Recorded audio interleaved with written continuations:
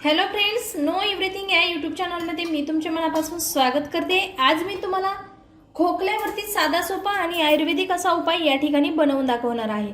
तर मित्रांनो, जर तुमच्या घशाला इन्फेक्शन झालेले असेल, जर तुमच्या घशामध्ये खवखव होत असेल, त्याचबरोबर जर तुम्हाला ॲलर्जी युक्त जर खोकला येत असेल, तर या सर्व खोकल्यांवरती पुरून उरणारे हे औषध या ठिकाणी आज आपण बनवणार आहोत। यापासून आपण एक साधा सोपा आणि आयुर्वेदिक असा उपाय बनवणार आहोत।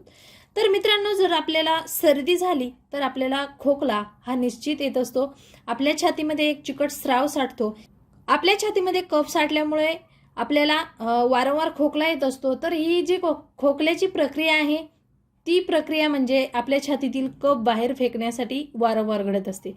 तर मित्रांनो, आपल्या छातीतील कफ, चिकट स्राव, वारंवार कोरडा खोकला येणे, खोकल्याची उबळ येणे या ज्या समस्या आहेत, त्यासाठी आपण साधा सोपा आयुर्वेदिक उपाय बनवणार आहोत।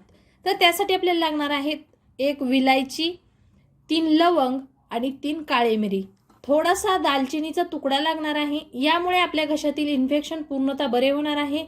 त्याचबरोबर घशाला जर सूज आली असेल, ती देखील पूर्णतः कमी होणार आहे। आणि आपल्याला त्यासाठी एक महत्त्वपूर्ण पदार्थ तो म्हणजे हा आहे कात। कुठल्याही किराणा दुकानामध्ये हा आपल्याला कात सहज मिळून जातो। चला तर मग आता आपण उपायाला सुरुवात करूया। या ठिकाणी गॅसवरती मी पातेलं ठेवलेलं आहे। त्यामध्ये आता आपण 1 कप पाणी ॲड करूया। आपण हा काढा एक वेळेस पिण्यासाठी एका व्यक्तीसाठी बनवत आहोत। आपण हा जो काढा आहे तो प्रत्येक वेळी नवीन बनवायचा आहे, फ्रेश बनवायचा आहे। जर तुम्ही हा प्रत्येक वेळेस बनवून त्याचं कोमट कोमट असताना सेवन केलं तर मित्रांनो, आपल्याला घशातील इन्फेक्शनवरती त्वरित त्यावरती इलाज होणार आहे आणि आपल्याला पटकन त्यापासून आराम वाटणार आहे। तर या ठिकाणी पाण्याला छान अशी उकळी आलेली आहे। तर आता आपण त्यामध्ये 1 विलायची अशी सोलून टाकायची आहे।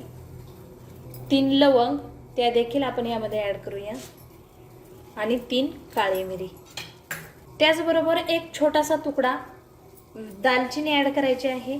आणि शेवटचा आणि महत्त्वपूर्ण म्हणजे हा आहे कात। आपल्या घशातील इन्फेक्शन पूर्णतः बरे होऊन छातीतील जो कफ आहे तो एका रात्रीमध्ये पातळ होणार आहे आणि आपली छाती एकदम रिकामी होणार आहे।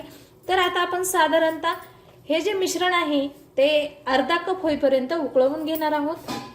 तुम्ही पाहू शकता या ठिकाणी अर्धा कप झालेला आहे। खोकल्यावरती रामबाण असं आपलं औषध तयार झालेलं आहे। तर मित्रांनो, हा जो उपाय आहे तो पूर्णतः नॅचरली आहे। याचा आपल्या शरीरावरती कुठल्याही प्रकारचा साईड इफेक्ट होत नाही। तर मित्रांनो, हे मिश्रण तुम्ही सकाळी आणि संध्याकाळी 2 वेळेस सेवन करायचं आहे। सकाळी करणार असाल त्यावेळेस तुम्ही उपाशीपोटी करायचं आहे। त्याचबरोबर जर तुम्ही संध्याकाळी करणार असाल तर त्यावेळेस तुम्ही रात्री झोपण्यापूर्वी करायचं आहे। मित्रांनो, हे जे मिश्रण आहे याचं सेवन केल्यानंतर आपण पाणी पिणे टाळायचं आहे। त्याचबरोबर हे जे मिश्रण आहे ते कोमट असताना सेवन करायचं आहे। प्रत्येक वेळेस फ्रेश बनवायचं आहे।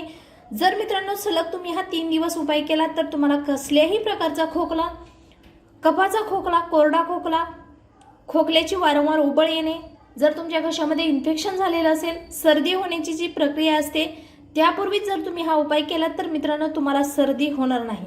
जर मित्रांनो तुम्हाला हा उपाय, ही जर माहिती आवडली तर लाईक करा, शेअर करा। तसेच नो एव्हरीथिंग हा यूट्यूब चॅनल सबस्क्राईब करायला मात्र विसरू नका। आजचा व्हिडिओ पाहिल्याबद्दल धन्यवाद।